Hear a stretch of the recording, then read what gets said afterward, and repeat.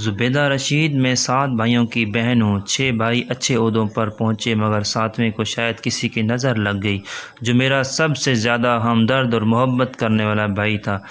وہ زندگی کی دوڑ میں پیچھے رہ گیا۔ میرے بھائی کا نام زمان تھا۔ وہ میرے بعد دوسرے نمبر پر تھا، باقی سارے چھوٹے تھے۔ میری والدہ کی دعاؤں سے سب اعلیٰ مرتبے پر تھے۔ زمان کو بھی وہ دعائیں دیتی تھی، سب بچوں سے زیادہ چاہتی تھی، مگر ایف اے کے بعد وہ پولیس میں بھرتی ہو گیا۔ اگرچہ پڑھنا چاہتا تھا لیکن والد صاحب کا خواب تھا کہ ان کا ایک بیٹا پولیس میں افسر بنے۔ والدہ اس امر کے خلاف تھی لیکن والد صاحب کے اصرار پر اسے پولیس میں بھرتی ہونا پڑا۔ ماں نے کہا، دیکھ بیٹا، تو پولیس میں تو بھرتی ہو گیا ہے لیکن میری آخرت کا خیال رکھنا، کبھی حرام نہ کھانا۔ بھائی زمان نے ماں کی یہ بات گرہ میں باندھ لی۔ اس محکمے میں 10 سال سروس کی، کبھی ایک پیسہ بھی حرام کا اپنی جیب میں نہ ڈالا۔ والدہ کی وفات کے بعد بھائی نے ماں کی جدائی سے دل برداشتہ ہو کر ملازمت سے استعفیٰ دے دیا۔ اپنی ایمانداری کی وجہ سے بھائی کہیں بھی 8-9 ماہ کسی ایک جگہ ٹک نہیں سکا تھا۔ زمان بھائی کی بہادری کا یہ عالم تھا کہ ایک بار ایک مجرم کو پکڑا تھا۔ اس نے بہت کہا، انسپکٹر مجھے چھوڑ دو تو میں تمہیں اتنا پیسہ دوں گا کہ مالا مال ہو جاؤ گے، مگر زمان نے نہ مانا۔ اس نے دھمکیاں دیں کہ اگر مجھے تمہاری وجہ سے جیل ہو گئی تو واپس آ کر تم کو مار دوں گا۔ بھائی نے اس کے منہ پر تھپڑ مارا اور کہیں آگے بڑھا دیا۔ 6 ماہ بعد زمان کا ٹرانسفر ہو گیا۔ پھر ایک دن وہ مجرم آزاد گھومتا نظر آیا۔ اس نے صرف اتنا کہا، انسپکٹر، میں نے بہت پولیس والے دیکھے ہیں لیکن تم جیسا نہیں دیکھا۔ میں تمہارا احترام کرتا ہوں، کبھی کوئی کام پڑے تو مجھے بتانا، بس تم اپنے آپ کو ٹھیک کر لو۔ بھائی نے جواب دیا۔ کچھ عرصے بعد وہ مجرم پولیس مقابلے میں مارا گیا۔ بھائی نے ماں کو واقعہ سنایا تو ماں کے منہ سے بے اختیار نکلا، اے اللہ، ہر ماں کو نیک اولاد دے۔ اللہ جانے وہ کس بد نصیب ماں کی اولاد تھی، اللہ اس کی مغفرت کرے، آمین۔ میرے ماں ایک نرم مزاج کی خاتون تھی۔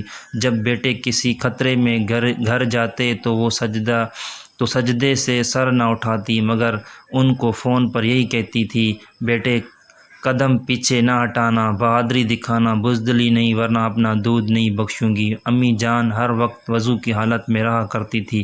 وہ کہتی تھی، میں ہر لمحہ اپنے بچوں کی عافیت اللہ سے مانگتی ہوں اور دعائیں کرتی ہوں، اس لیے وضو کی حالت میں رہنا ضروری ہے۔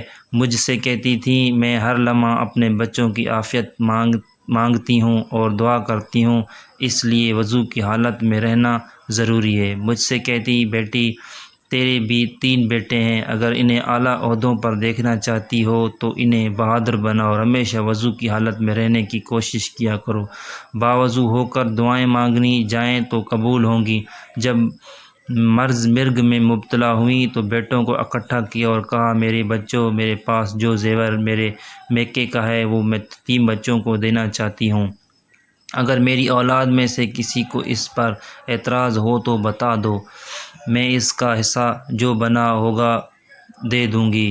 ہم 8 بچوں نے ایک زبان ہو کر جواب دیا، ماں آپ ضرور اپنا زیور یتیم بچوں کو دے دیجیے، ہم میں سے کسی کو کوئی اعتراض نہیں۔ پھر انہوں نے کہا، یتیم خانے میں موجود 4 بچوں کی شادی کا انتظامات ہو رہے تھے، انہوں نے یہ زیور ان کو دے دیا۔ میرے 6 بھائیوں کی شادی ہو چکی تھی، ایک زمان باقی تھے، اماں ان کے لڑکی تلاش کر رہی تھی مگر زندگی نے مہلت نہ دی۔ بھائی کو تو ان کی وفات سے ایک ایسا دھچکا لگا کہ دنیا کے ہر چیز سے دل اچاٹ گیا اور نوکری چھوڑ دی۔ ان کے اعلیٰ افسر نے کہا، ایسے بے وقوفی نہ کرو، مگر وہ نہ مانا۔ مجھے بھائی پر بہت ناز تھا۔ دوسری شادی کے بعد والد نے اس سے منہ موڑ لیا تھا۔ دوسری شادی کے بعد وہ ایک سنگ دل باپ بن گئے تھے۔ زمان سے کہا کہ تم نے نوکری کیوں چھوڑی، اب اس گھر سے نکل جاؤ، جہاں چاہے رہو۔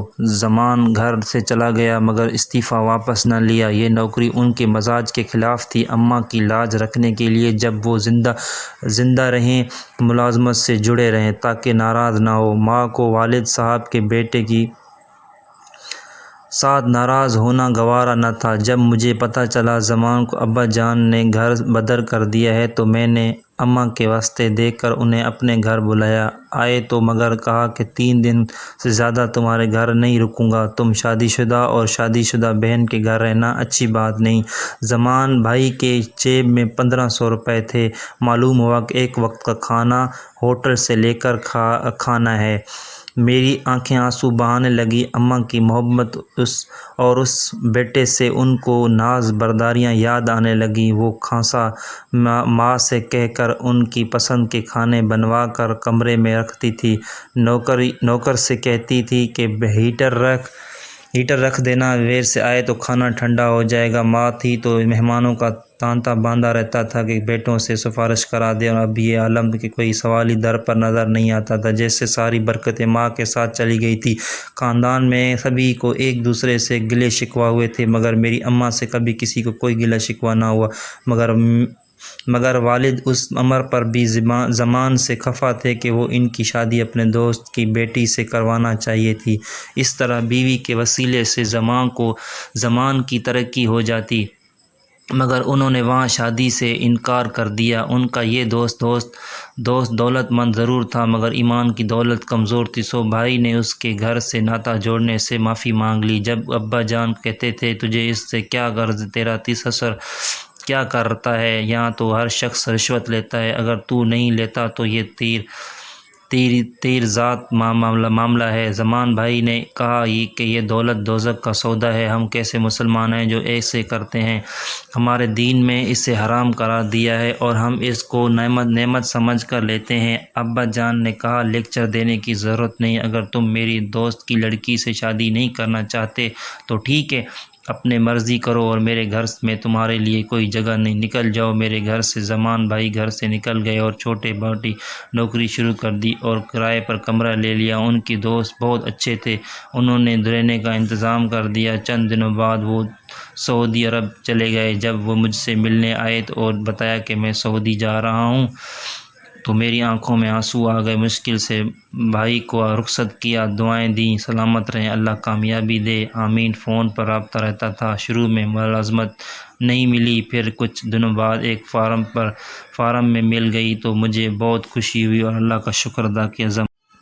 زمان بھی بہت خوش تھا، اب تو اس کو بڑا گھر بھی مل گیا تھا۔ اب میں نے اس کو کہنا شروع کر دیا کہ بھائی اب آپ شادی کر لو، مگر اس نے انکار کر دیا۔ وہ مسلسل انکار کر رہا تھا، مگر مجھے اس کی طرف سے فکر رہتی تھی۔ آخرکار اس نے اپنے دوست کی بہن سے شادی کر لی۔ میں نے شکر ادا کیا کہ میرے بھائی کا گھر بس گیا۔